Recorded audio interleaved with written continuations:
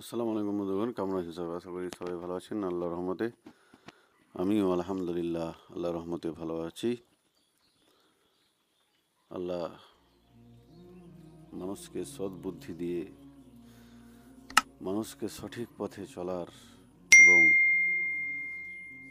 এই ক্ষণস্থায়ী জীবন, এই খেলার জীবনকে অত গুরুত্ব না দিয়ে সবাইকে আল্লাহর দেখানো পথ অনুযায়ী চলার তৌফিক দিক। সকলে বলুন আমিন। আল্লাহ তাআলা মানুষকে কতগুলো নির্দেশনা, কতগুলো আদেশ হুকুম অনুযায়ী চলতে বলেছেন, কিন্তু আমাদের ইচ্ছা যে আমরা সেই অনুযায়ী চলবো বা চলবো না, সেটা আমাদের ইচ্ছা। তার মধ্যে আছে কিছু আদেশের মধ্যে, আল্লাহ কোরআনের মধ্যে আমরা এই লোকমান হাকিমের কথা বলতে পারি যে তিনি তার ছেলেদের কত সুন্দর উপদেশ দিয়েছেন যে ওহে আমার বৎস, ও আমার বৎস, ও আমার ছেলে। লোকমান হাকিম তার ছেলেকে যে উপদেশ দিয়েছিলেন, তো আল্লাহ তাআলাকে এটা এত পছন্দ হয়েছিল তার কথাগুলো, তো তিনি আল্লাহ স্বয়ং তার কথাগুলোকে আল্লাহ কোরআনে নাজিল করেছিলেন। তো কি বলেছিলেন তার সারসংক্ষেপ হচ্ছে যে তিনি তার ছেলেকে বলেছিলেন, লোকমান হাকিম, যে এ আমার বৎস, তোমরা আল্লাহর সাথে কাউকে শরীক করিও না, আল্লাহর সাথে কাউকে শরীক করিও না। মিথ্যা কথা বলতে নিষেধ করেছেন। আল্লাহ যে নির্দেশনা দিয়েছেন সেভাবে তিনি চলতে বলেছেন। তার ছেলেদের, তার ছেলেকে বলেছেন।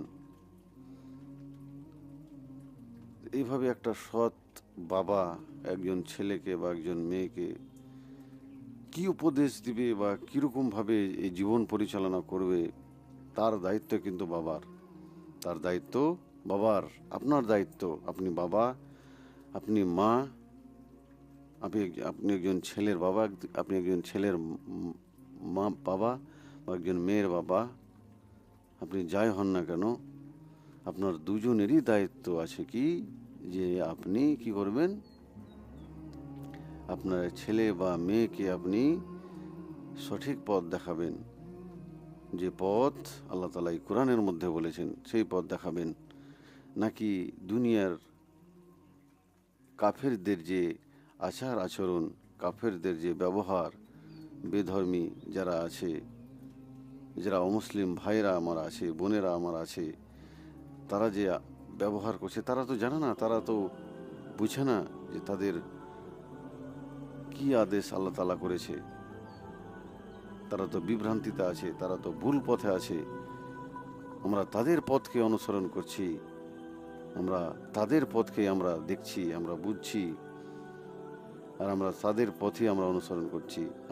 এমন অহরহ দেখতে পারি যে যেভাবে তারা পোশাক, খাস করে আমি মেয়েদের কথা বলবো, যে মেয়েরা যেভাবে অন্য অন্যান্য ধর্মাবলম্বী লোকের মেয়েদের যেভাবে পোশাক পরতে দেখে, যেভাবে চলাফেরা করতে দেখে, তারা তো পর্দার কোনো তো ধারই ধারে না। তারা তো যেভাবে একজন অপর পুরুষের সাথে কথা বলতে হবে বা অপর পুরুষের সাথে সম্পর্ক রাখতে হবে না, তারা তো সেটা জানেই না, তারা তো সেটা বুঝেই না। তাদের ধর্মে তো লিখাই নেই যে সেটা হারাম বা সেটা করতে হবে না বা সেটা নিষেধ। বিবাহ বহির্ভূত কোনো সম্পর্ক রাখা যাবে না। হতে পারে আছে, থাকতে পারে, কিন্তু এত কঠোরভাবে নেই যেভাবে আমাদের ইসলাম ধর্মে বা আমাদের কিতাব গ্রন্থে বা আমাদের হাদিস সমূহে, বা আমরা যেভাবে আমাদের প্রিয় নবী হযরত মুহাম্মদ সাল্লাল্লাহু আলাইহি সাল্লামকে বলতে শুনে গেছি বা তার হাদিসে আছে, সেভাবে নেই হিন্দুদের কিতাবের মধ্যে পর্দা করা বা চলাফেরা করা বা জীবনযাপন করা একজন মেয়েকে। তো আমাদের মেয়েদের বিশেষ করে আমরা কিছুদিন আগে দেখতে পেলাম আফগানিস্তানের মেয়েদের, বা আফগানিস্তান আজাদ হলো, প্রথমে সোভিয়েত রাশিয়া তাদেরকে 20-15 বছর আক্রমণ করলো, তবুও পারেনি। তারপরে আমেরিকা এলো, আমেরিকা 10-15 বছরই করলো, তাও পারলো না। তো শেষমেশ তাদেরকে হেরে যেতে হলো। তো আমি একটা জিনিস লক্ষ্য করেছিলাম, সেখানকার মায়েরা কত কেমন হবে যে একজন সন্তানকে এত শক্তিধর রাষ্ট্রের সামনে বা শক্তিধর সৈন্যের সামনে কিভাবে ছেড়ে দেয়। এই তাদের হাতে তো তীর, তাদের হাতে তো কামান আর জাহাজ আর রকেট, আর অপরপক্ষে আফগানিস্তানের লোকেদের হাতে কী ছিল? সামান্যতম আপনার যে আমাদের থাকে, যেভাবে লড়াই করতে হয় সেভাবে সামান্যতম হাতিয়ার দিয়ে তারা তাদের বিরুদ্ধে লড়েছে, বা যতটুকু তারা পেরেছে আধুনিক অস্ত্র জোগাড় করেছে সামান্যতম। তাদের কাছে কিছু নয়, আমেরিকা রাশিয়ার কাছে তারা কিছুই নয়, তাদের হাতিয়ারের সামনে, তাদের গোলা বারুদের সামনে কিছুই নয় আফগানিস্তানের লোকেরা। কিন্তু তাদের মায়েরাকে সালাম জানায়। তার মায়েদের, আপনি সেই মায়েদের দেখবেন পর্দা কিভাবে তারা করে আছে। আমি একদিন দেখছিলাম সোশ্যাল মিডিয়াতে বা তা আপনার গুগলে যেতে, কাদের পর্দাটা বেশি মানে ইসলামিক তরিকায় আছে। তো আফগানিস্তানি মনে হচ্ছে যে আমার মনে হলো, আপনাদের কি মনে হয়? আপনারা দেখবেন, সার্চ করবেন বিভিন্ন দেশে যেভাবে পর্দা করে আমাদের মা বোনেরা, মুসলিম মা বোনেরা, তাদের পর্দাগুলো দেখবেন কিভাবে করে। তো তাদের পর্দা আমার কাছে সঠিক মনে হলো। তারা ঈমান ধরে রেখেছে, তারা পর্দাকে যেভাবে পর্দা করার সেভাবে করেছে। তো অবশ্যই ওই মায়েদের কোলে, ওই মায়েদের কাছে, ওই মায়েদের পেট থেকে যে সন্তান জন্মেছে, তারাই ওই দেশকে, তাদের জাতিকে উদ্ধার করলো। যারা আল্লাহর জন্য নিজের এত গরম, আপনারা যদি আফগানিস্তান তো দেখবেন সেখানে কত গরম, সেখানে কত কষ্টে তারা দিন সহ্য করে সেই সন্তানদের নিজের দেশকে আজাদ করার জন্য আল্লাহর রাস্তায় ছেড়ে দিয়েছে, এবং তারা সফলও হয়েছে।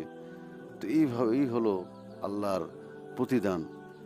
যারা আল্লাহর রাস্তায় নিজেকে উৎসর্গ করে, যারা নিজের ইচ্ছাটাকে আল্লাহর জন্য কুরবান করে দেয় বা বলি দিয়ে দেয়, তারাই সফলতা অর্জন করে। তো সেই মায়েদের সন্তানই কি করেছে? হাজার হাজার হাজার মানুষ মরেছে, হাজার হাজার মায়ের কোল খালি হয়েছে, তবুও তারা কি হয়েছে? তবুও তারা হেরে যায়নি, হার মেনে নেয়নি। তাদের দৃঢ় শক্তি এবং ইমানি শক্তির দ্বারা দুটো শক্তিধর রাষ্ট্রকে তারা পরাজিত করেছে, তারা করতে পেরেছে। এখন দেখেন তাদের অবস্থা। আমাদের এই পাকিস্তান, ভারত এবং বাংলাদেশ থেকে কত উন্নত আছে, তাদের অবস্থা একবার দেখবেন। আপনারা সার্চ করবেন ইউটিউবে, ফেসবুকে, আপনারা দেখবেন আফগানিস্তানের বর্তমান অবস্থা কি। আমি বলছিলাম সেই মায়েদের কথা, সেই মায়েদের পর্দার কথা, তার মায়েদের ইমানি শক্তির কথা। তার জন্য আজকে তারা এভাবে নিজের দেশকে উদ্ধার করলো বা নিজের দেশকে উন্নত শিখরে নিয়ে যাচ্ছে, তাদের পর্দাশীলতা এবং আদম্য শক্তির কারণে। তাদের সন্তানেরা, সেই মায়েদের সন্তানেরা। আজকে আমার বক্তব্য হচ্ছে যে আমাদের কি অবস্থা হচ্ছে, আমরা কি করছি। আমরা অপর যারা ইহুদি, খ্রিস্টান, আমেরিকা, ইংল্যান্ড, ফ্রান্সের মেয়েদের দেখে বা পাশ্চাত্যের মেয়েদের দেখে আমরা তাদের অনুকরণ করছি। হিন্দু ভাই বোনদের আচরণ, তাদের পোশাক আশাক দেখে আমরা সেই অনুকরণে আমরা চলছি। সেই অনুযায়ী আমরা কি করছি? হ্যাপি বার্থডে তাও পালন করছি, আমাদের মেয়েকে সবার সামনে প্রদর্শন করছি, সবার সামনে দেখাচ্ছি, সবার সামনে নিয়ে হাসি ঠাট্টা করছি। এইও আমাদের ইমান, এই আমাদের অবস্থা। আমাদের আদেশ কি আছে, আমাদের হুকুম কি আছে করতে, আর আমরা কি করছি? আমাদের আল্লাহ তাআলা নিজের সন্তান সন্ততিকে ভালো পথে চলার, আল্লাহর সাথে শরিক না করার, সত্যর বাদী হয়ে চলার, মিথ্যা কথা না বলার, ভালোভাবে চলার তাকিদ করেছেন এই কোরআনের মধ্যে। লোকমান হাকিম কেমন বাবা ছিলেন তিনি, যে তার ছেলেকে কত সুন্দর উপদেশ দিলেন, আর সেই কথাগুলো কোরআনের মধ্যে বলল, আর আমরা সেই কথা অনুযায়ী আমরা চলতে পারলাম না। সেই কথা অনুযায়ী আমাদের বাচ্চাদের, আমাদের মেয়েদের, আমাদের ছেলেদের শেখাতে পারলাম না। আর আমরা ভাবি যে আমাদের ইমান ঠিক আছে, আমরা ভাবি আমরা নামাজ রোজা করছি, আমরা পার পেয়ে যাব, আল্লাহ আমাদের জান্নাত দিবেন। কখনোই না। আপনি ভুল ধারণায় আছেন, আপনার ধারণা ভুল।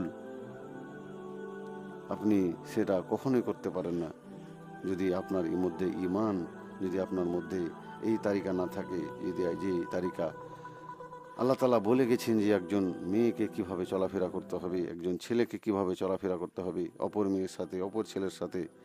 আপনার সন্তানদের, আপনি মেয়েদের আপনি যদি শিক্ষা দিতে না পারেন, তাহলে আপনার জীবন বৃথা। তাহলে আপনি কখনোই আশা করতে পারেন না যে আপনি জান্নাতে যেতে পারবেন। আপনার আমল সব কিছু ঠিক আছে, আপনার মেয়েদের আপনি শিখাতে পারলেন না কিভাবে পর্দা করতে হবে, আপনি আপনার মেয়েদের শিখাতে পারলেন না কিভাবে চলাফেরা করতে হবে, কিভাবে অপর পুরুষের সাথে, একজন অজানা বেগানা পুরুষের সাথে কথা বলতে হবে, আপনি সেটা তাদের শেখাতে পারলেন না। আপনার ছেলেদের কিভাবে চলাফেরা করতে হবে, ইসলামিক শিক্ষায় শিক্ষিত করতে হবে, তাদেরকে কিছু ইসলামিক জ্ঞান দিতে হবে। অবশ্যই এই পৃথিবীর জ্ঞানও প্রয়োজন, কিন্তু তাদেরকে কিছু ইসলামিক শিক্ষা না দিলে তারা কিভাবে বুঝবে তাদের আল্লাহ তাআলা তাকে কি বলেছে, তার উপরে কি হুকুম আছে। সে কখনোই বুঝবে না, আপনার মর্যাদাও বুঝবে না সে, যতক্ষণ না তিনি তাকে আল্লাহ ভীরু এবং আল্লাহর জ্ঞান তার মধ্যে আপনি না দেবেন ততক্ষণ পর্যন্ত।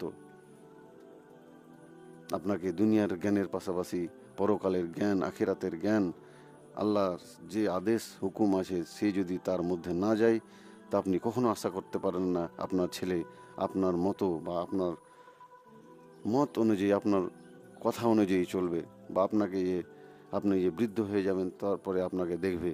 সেটা কখনো হতে পারে না, সেটা হবেও না যদি ইসলামিক জ্ঞান যদি তার মধ্যে না থাকে। তো যাই হোক, আল্লাহ আমাদের বোঝার এবং আমাদের সন্তান সন্ততিদের ইসলামিক শিক্ষায়, ইসলামিক আদর্শে চলার তৌফিক দেই। সকলে বলুন আমিন। এবং আমরাও চেষ্টা করব যাতে করে আমাদের ছেলেরা, আদরের মেয়েরা, যাতে করে আমাদের যেভাবে আমাদের প্রিয় নবী হজরত মুহাম্মদ সাল্লাল্লাহু আলাইহি সাল্লাম চলতে বলেছেন সেভাবে চলবে, বা সেভাবে চলাবো, বা সেভাবে তাদের শিক্ষা দেব।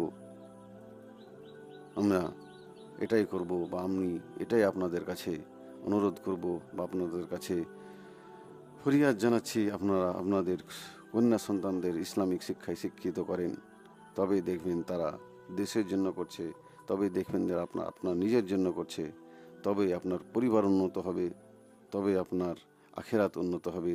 আখিরাতে আপনি জান্নাত পেতে পারেন, বা জান্নাতের মর্যাদা পেতে পারেন। মুমিনদের সাথে আপনার হিসাব কিতাব হবে না, তো আপনার সব আমল ধারাসার হয়ে যাবে যদি আপনার ছেলে সন্তান, আপনার মেয়ে সন্তানকে আপনি ভালো শিক্ষিত করতে না পারেন, বা আল্লাহ ভীরু না করতে পারেন। তাহলে তাই আমরা বুঝতে পারলাম বা দেখতে পারলাম। তো যাই হোক, আল্লাহ আমাদের বোঝার এবং আমল করার তৌফিক দিক। ভিডিওটা আর বেশি বাড়াচ্ছি না। ভিডিওটা ভালো লাগলে অবশ্যই বন্ধুদের সাথে শেয়ার করবেন, এবং চ্যানেলটাকে ফলো করে নেবেন যদি ফেসবুকে দেখে থাকেন, আর ইউটিউবে দেখে থাকেন তো চ্যানেলটাকে সাবস্ক্রাইব করে ঘন্টা দেবে রাখবেন, এরকম আরও কোরআনের আলোচনা সবার আগে পাওয়ার জন্য। আসসালামু আলাইকুম ওয়া রাহমাতুল্লাহি ওয়া বারাকাতুহু।